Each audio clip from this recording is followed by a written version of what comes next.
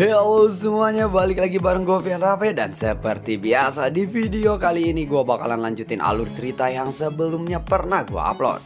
Dan gak kerasa juga gue udah sampai ke session 27 ya dari kelanjutan alur Battle Trolldevan ini atau Benua Kaisar. Tanpa banyak basa-basi, yuk kita langsung cek this out aja alur ceritanya.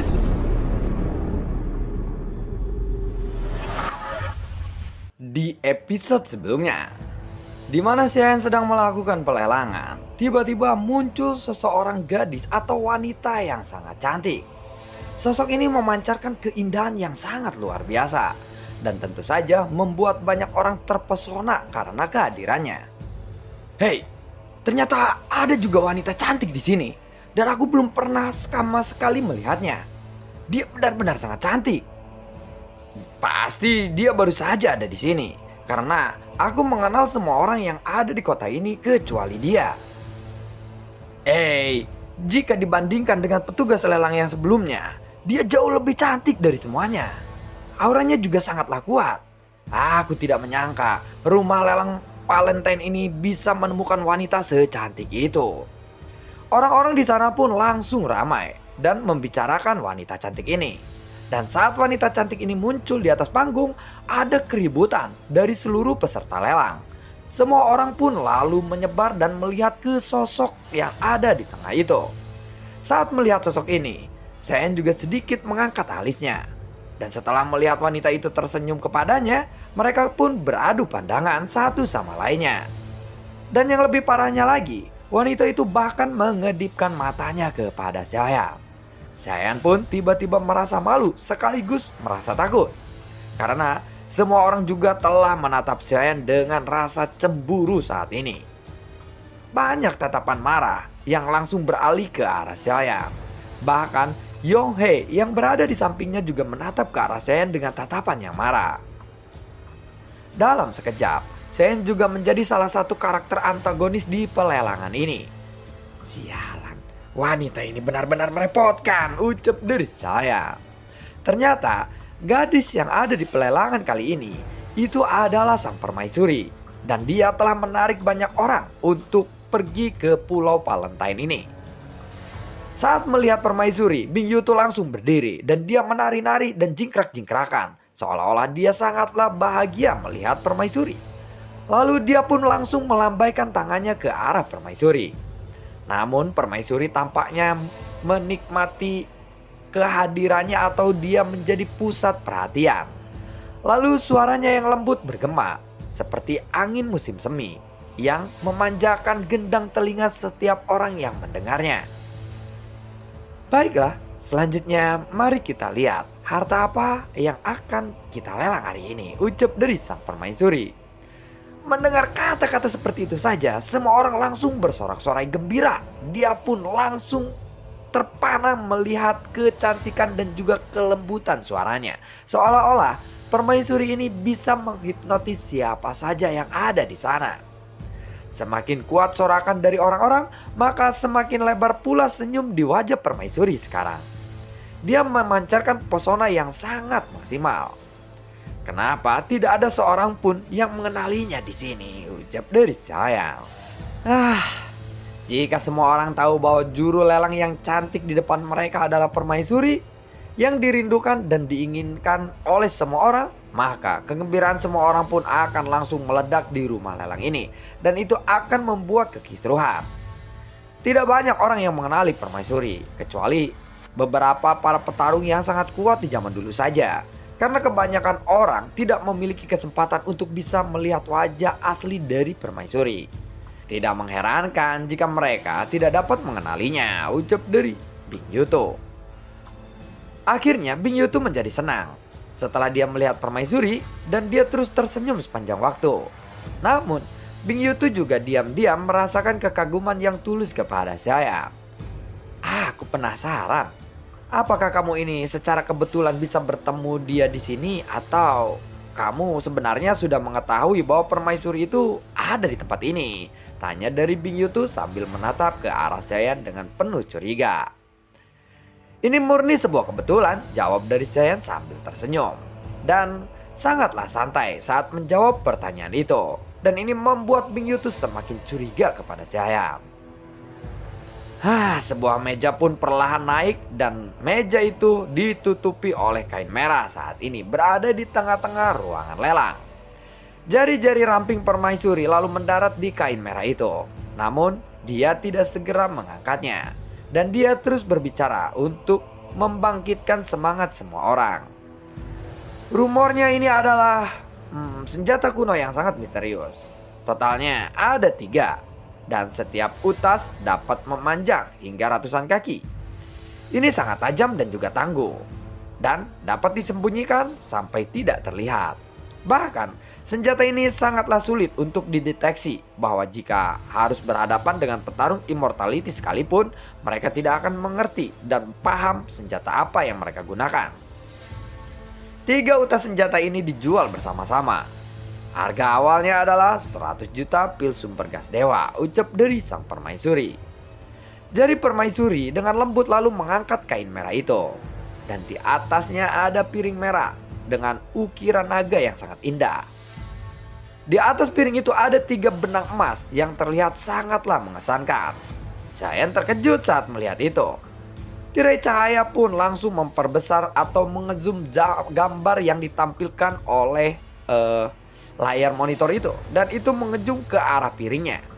Xiaoyan pun bisa melihat dengan jelas bahwa senjata ini jelas-jelas sama dengan yang Xiaoyan gunakan atau yang diberikan oleh Guizhou. Setelah mengamatinya sebentar, Xiaoyan langsung memastikannya bahwa ini adalah benang emas pembunuh yang pernah didapatkan Xiaoyan dari Liu Er, maaf bukan Guizhou. 200 juta, 300 juta, ucap dari para peserta. Mungkin karena banyaknya peserta yang ada di lelang ini, sepertinya banyak orang yang tertarik terhadap senjata ini. Tentu saja, mungkin juga ini adalah pengaruh rayuan dari sang permaisuri yang sangat profesional. Sehingga membuat peserta lelang menjadi semakin heboh.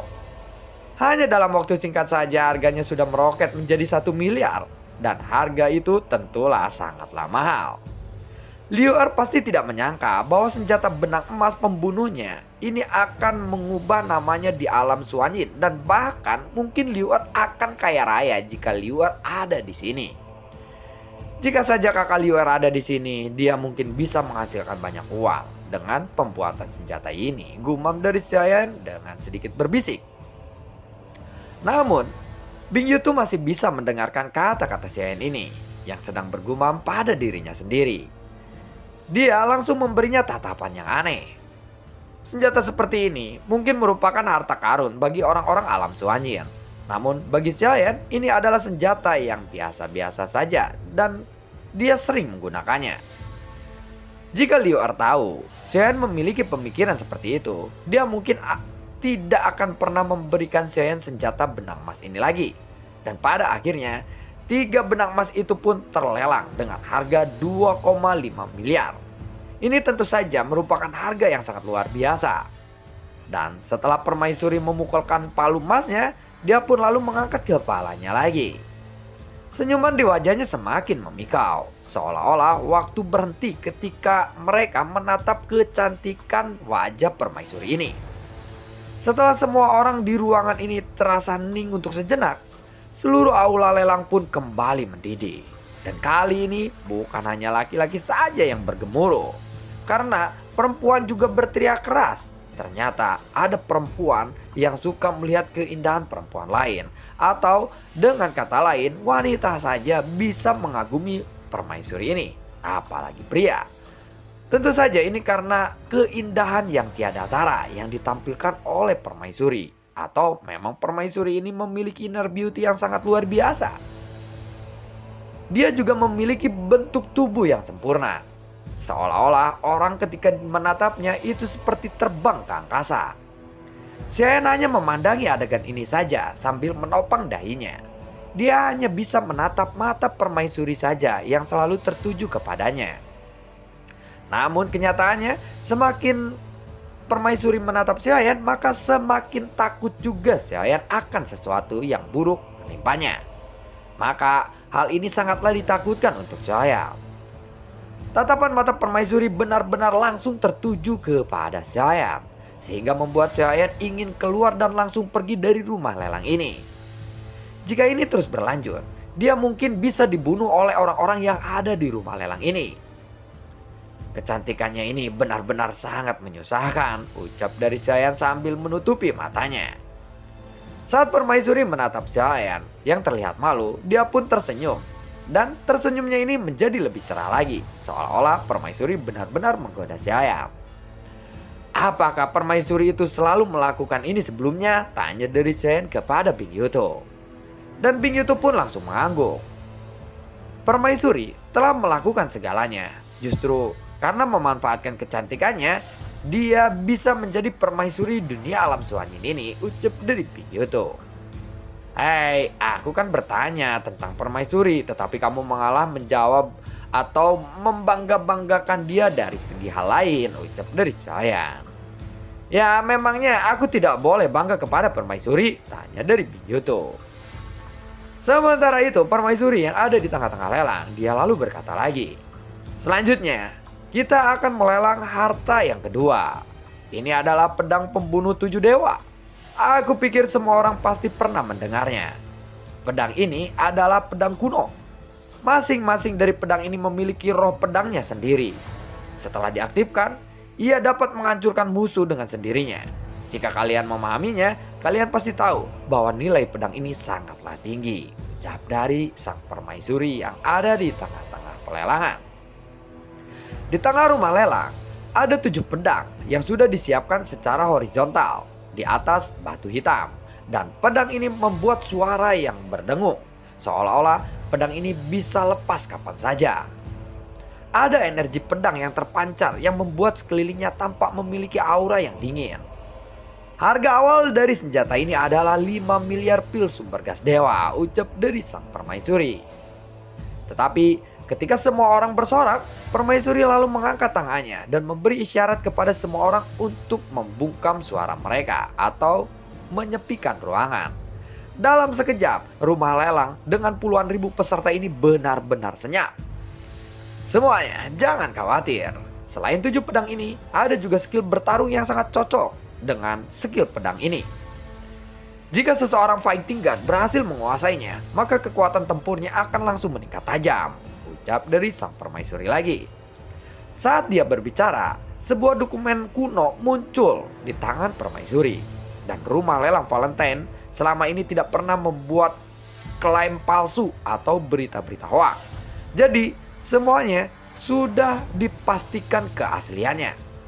Dan semua ini akan dihargai dengan 10 miliar pil sumber gas dewa untuk harga awalnya, ucap dari sang permaisuri. Harga awalnya saja benar-benar sangat luar biasa, yaitu 10 miliar pil sumber gas dewa. Jumlah ini bisa dikatakan sangatlah mahal. Sehingga dapat dilihat bahwa barang berharga seperti ini bukanlah sesuatu yang bisa dibeli oleh orang biasa. Bahkan meskipun ada puluhan ribu orang di sini, sangatlah sedikit orang yang mungkin bisa membelinya. Permaisuri benar-benar juru lelang yang sangat profesional. Aku rasa harga ini terlalu mahal. Tetapi orang-orang ini sepertinya terkena hipnotis oleh permaisuri. Dalam pandangan Xiaoyan, ketujuh pedang dan juga skill bertarungnya ini memang berharga, tetapi tidak mungkin bernilai lebih dari 10 miliar. Semua orang lalu terdiam. Sepertinya harga ini benar-benar cukup tinggi bagi sebagian besar peserta lelang, dan tidak ada yang berani untuk menawar benda ini. Namun pada saat berikutnya ada sebuah suara yang menawar benda ini. Dari kejauhan terdengar sebuah suara penawaran yang lainnya. Pada saat ini Xiaoyan benar-benar merasa terkejut. Meskipun dia tahu bahwa dunia alam suanyin memiliki banyak sumber daya, dia tidak pernah menyangka akan ada begitu banyak orang yang kaya di sini. Apakah mereka ini memang orang-orang yang hobi berteriak? Atau mereka benar-benar memiliki uang hingga mengorbankan 10 miliar hanya untuk barang seperti itu saja? Gumam dari saya. Momen ini membuat Xiaoyan benar-benar merasa takjub. Melihat pemandangan ini, senyum permaisuri pun menjadi semakin manis. Dan terlihat bahwa sang permaisuri sedang dalam suasana hati yang baik. Apakah kamu tidak akan menawar pedang ini untuk permaisuri? Tanya dari Bing Yuto sambil menatap ke arah Xiaoyan. Apakah kamu ingin aku dibunuh oleh orang-orang ini? Tanya dari Saiyan. Dari waktu ke waktu, mata permaisuri terus diarahkan kepada Saiyan. Dan jika Saiyan membelikan sesuatu untuk permaisuri, maka sudah dapat dipastikan Saiyan akan menjadi incaran orang-orang di peserta lelang kali ini. Yonghae pun merasa semakin aneh melihat kejadian ini. Kenapa wanita secantik permaisuri itu selalu menatap ke arah Saiyan? 7 pedang ini memang sebuah harta karun yang bernilai tinggi, tetapi harganya tidak sampai 10 miliar. Semua orang ini hanya terhipnotis saja oleh rayuan permaisuri, ucap dari Saiyan. Saat melihat pemandangan ini, dia langsung memikirkan Zeni. Namun padahal profesional lelang, permaisuri ini sama sekali tidak kalah dengan Zeni. Bahkan penampilan permaisuri ini jauh lebih menawan daripada Zeni. Hal inilah yang membuat semua orang membuat penawaran yang sangat gila. Dan tidak lama kemudian ada seseorang yang berteriak, pedang pembunuh 7 dewa ini adalah sesuatu senjata yang ditinggalkan oleh leluhur klan makam pedang gila. Aku berharap kepada kalian semua agar kalian mau berbelas kasihan kepadaku dan memberikan pedang ini kepada klanku. Jika kalian berbaik hati atas nama klan makam pedang dewa gila, aku sangatlah berterima kasih, ucap dari suara itu. Begitu suara ini terdengar, seluruh aula lelang pun menjadi hening untuk sejenak. Tapi kemudian segera meledak lagi. Dan sepertinya semua orang tidak peduli dengan orang yang berteriak itu. Sepertinya klan makam pedang dewa gila tidak begitu ditakuti oleh orang-orang yang ada di rumah lelang ini.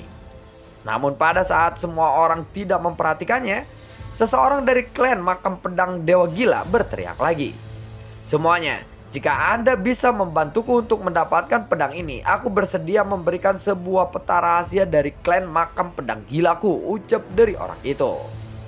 Mendengar kata-kata itu, Saiyan pun langsung mengangkat alisnya.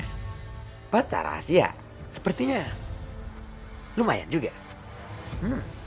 Apakah itu sangat berguna bagiku? Ucap dari Saiyan di dalam hatinya. Bagi Saiyan, senjata jenis ini tidaklah menarik. Lagi pula, Saiyan masih memiliki pedang Bangguang Huazong, dan dia juga memiliki armor dewa palsu. Dalam pemikiran Saiyan, peta rahasia ini pasti lebih berisi atau sedikit lebih bagus dibandingkan dengan pedang itu. Saiyan lebih tertarik kepada peta rahasia yang baru saja diucapkan oleh orang itu. Dan pada saat ini, banyak orang yang mengelilingi sosok orang dari klan makam pedang gila ini. Seolah-olah mereka sangatlah ingin tahu.